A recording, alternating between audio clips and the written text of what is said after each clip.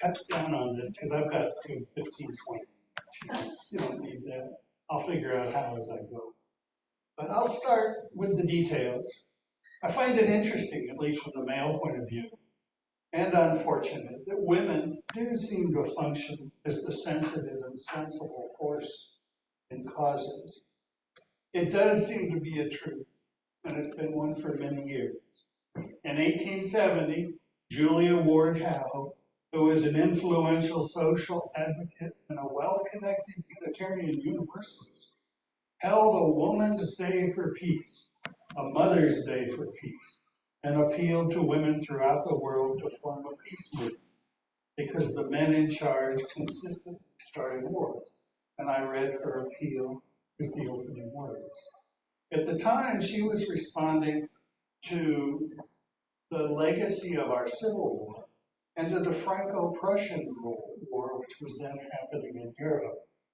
But our warlike nature seems timeless and continues to manifest in national behaviors to this day. Mother's Day as a day dedicated was her idea. And eventually Mother's Day did happen, but not in the way she hoped, and not directly because of her efforts. The impetus for today's version of Mother's Day is attributed to a woman named Anna Marie Jarvis, who was from West Virginia. Her mother had frequently expressed a desire to establish such a holiday, and after her mother's death, Jarvis led the movement for a commemoration. On May 10, 1908, she organized a memorial church service and ceremony to honor her mother and all mothers. This somehow achieved a lot of publicity, and it gained hold, and an official holiday was established by Congress and Woodrow Wilson in 1914. However, as the years passed, Jarvis herself grew quite disenchanted with the growing commercialization of the holiday, and even attempted to have Mother's Day rescinded. Eventually, Jarvis died in a sanitarium, her medical bills happily paid by people from the floral and greeting card industry. That's what I love that too. So neither Julia Ward Howe or Anna Marie Jarvis got what they wanted. And thus both of these forces behind Mother's Day continued the long and many storied human tradition of disappointing our mothers. In many ways, motherhood in our society is complex, even when things are good. The roles are so varied. We sort of expect the prototypical family of mom, dad, 1.2 or 2.4 kids, which lasts until the kids move away or until they don't, as is much more often the case these days. But we also know families with one or more stepmoms, with two moms, no moms. Some grandmoms live nearby, others live far away. And I'm just talking about relationships. If we get into the roles we play in families, anything seems possible. Gender roles are changing rapidly, and gender itself is shifted from the old-fashioned notion of I. About 35 years ago, my daughter's nursery school teacher told me that she'd overheard Kelsey saying to a playmate, "I want to be the daddy so I can cook." The teacher thought this was cute, notably because of its oddity.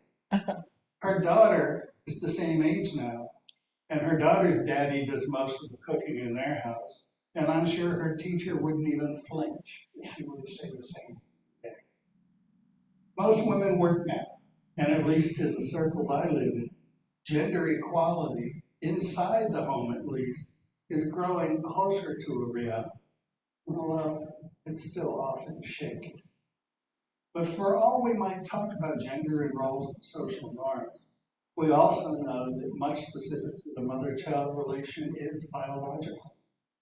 Dads play a big part in conception, and they contribute half of the genetic coding. And hopefully, they play big roles in other part of life. But for a huge piece of the process of creating and nurturing life, we dads are pretty much irrelevant. It's no secret that the women get pregnant and have the baby, and that this has implications for how we organize our lives. And I should have had you talk this morning, because I love the fact that you and Anna both were very much the natural mothers to the age, or at least in earliest life. And that's a very interesting story. Did I say you and Anna? Susan. Close to right. Mothers are the embodied link between ourselves and our past, our progenitors. They build our bodies from the stuff of themselves. They share the raw material and energy that form the new life. And even if we are made from stuff of the stars, as the philosophers say, we get it from our mother. The uterus is a rich protective shelter where growth can safely occur. Mom's blood nourishes fetal blood. All energy and material the baby uses to grow comes from it. They share antibodies, and I won't continue with fetal development. I just want to emphasize that it isn't just that women have the babies, but the babies are made in them. Our complete embodiment, our incarnation, is a mom. Human evolution theorizes that all of us alive today are the descendants of a single woman, termed mitochondrial Eve, because it's traced back through mitochondrial DNA. And there is a equivalent Y chromosome atom somewhere, but that's harder to find. And if you think about it, this makes sense. We all have a genetic linkage back to one progenitor. Now note that she was not the first woman. She lived at a time when many were women, but she was the most recent ancestor that we all still share. Current thinking suggests she lived a little over 100,000 years ago. Our children survived. This is traceable, and amazingly, we are actually drawing the DNA maps to recreate ourselves, to recreate our lineage as humans. To me, mapping to our early ancestors makes sense. I don't understand it, but I can sort of wrap my head around the idea. And we know that every pairing and every birth event along the way since created a unique genetic pattern, which is what drove variation and evolution to our current state. What I had never really considered until I was dreaming earlier this week is that we have an embodied connection, a real physical connection back to this earliest year. This is corporeal, it's real stuff, like meat and fluid. This is where mothers are so different in our lineage than fathers.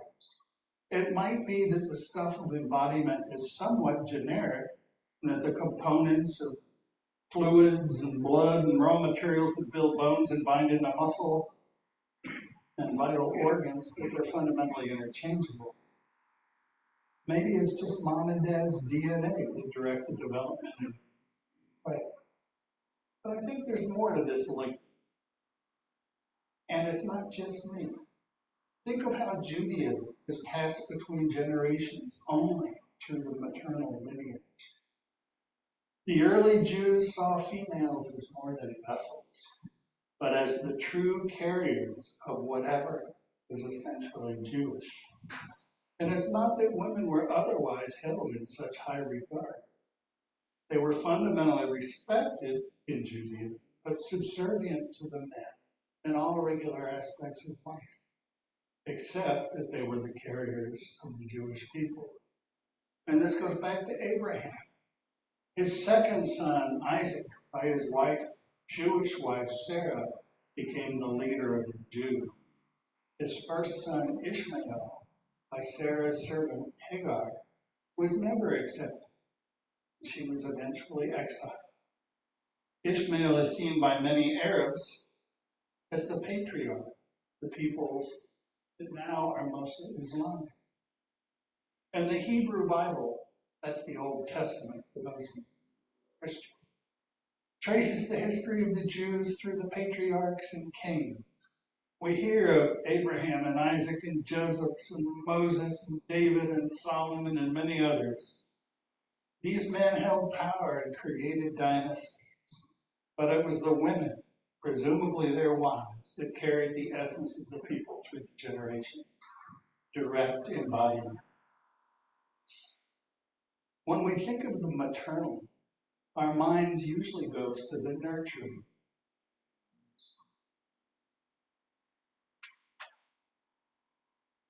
Much of this reflects instinctive innate emotion, and maternal caregiving is seen in species other than our own.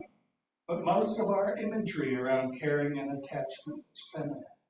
Even our description of our planet, the earth, tends to be feminine, as in Gaia, our fecund, fertile, sheltering home that is our source for food, protection, and nurture. Mother Earth, Mother Nature.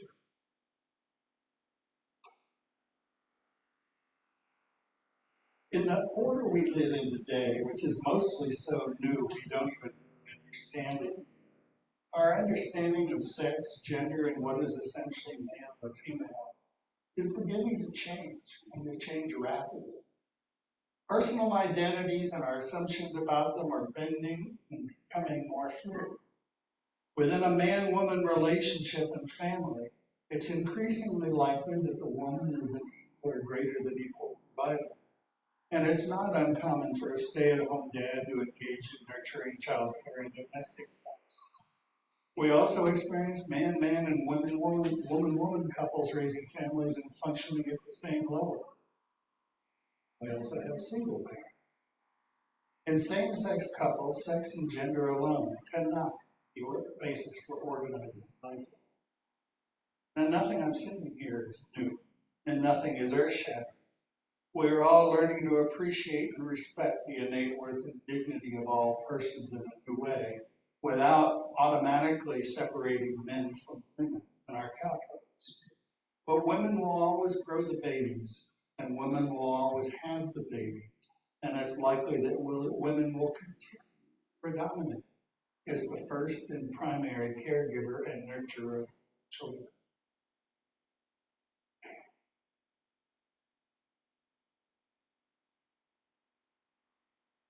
Systems are still adversarial to women. There is widespread sex-based discrimination in the marketplace and in any place.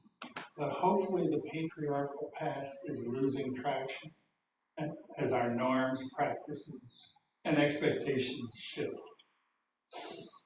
As we work to destroy the patriarchy, things become better, but they don't necessarily become clearer. Less social prescription means more freedom, and it gives more choices.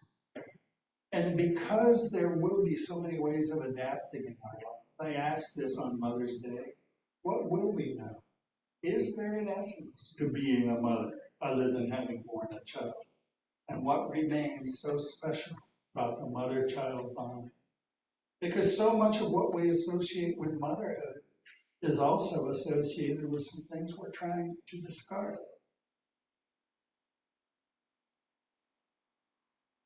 One of the great achievements of the recent generations of mothers and fathers is that they raised the cohorts of children who are widely open to changes and that are helping us to learn new ways of seeing and to change from older ways that are no longer.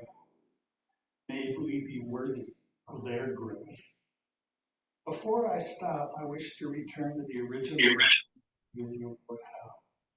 by reminding us that indeed Mother's Day tends to be a day of seeking peace in our world, and that we should all be working to dispel the violence that threatens the precious lives and bodies that are children of mothers. Peace as it needs to be in Gaza. Peace as it needs to be in Ukraine. Peace as it needs to be here and everywhere in the world. We must keep searching until that allows us to will peace to be so.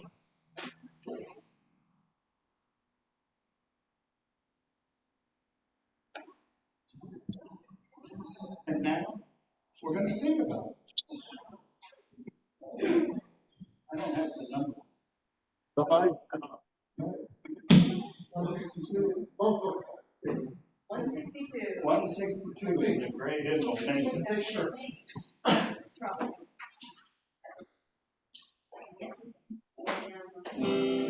Yes.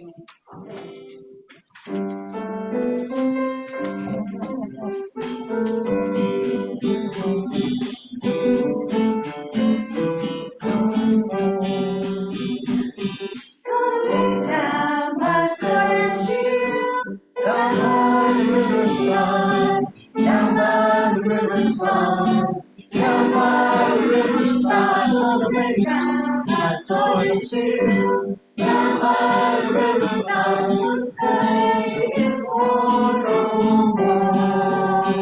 I ain't gonna study war no more. Ain't gonna study war no more. Ain't gonna study war no more.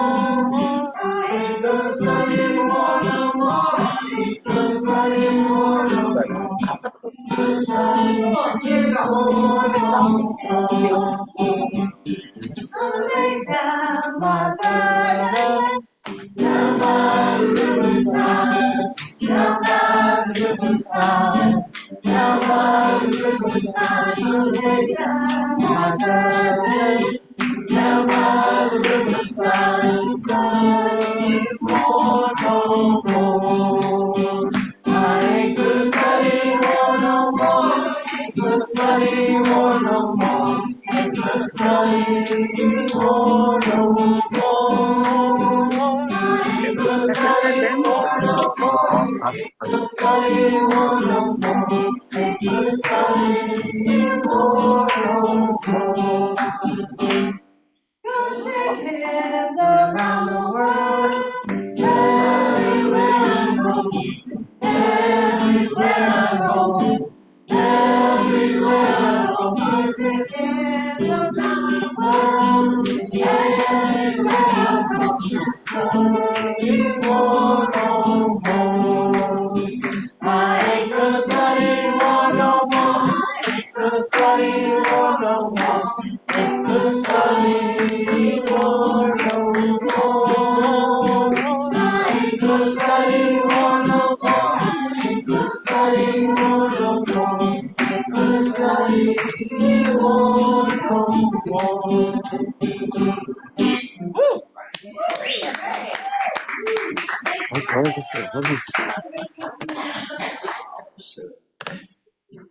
Right. To go in peace. Live simply, gently. Act justly. Speak justly. Remember the depth of your own compassion. Forget not your power in the days of your powerlessness. Crave peace for all in the world, beginning with yourself.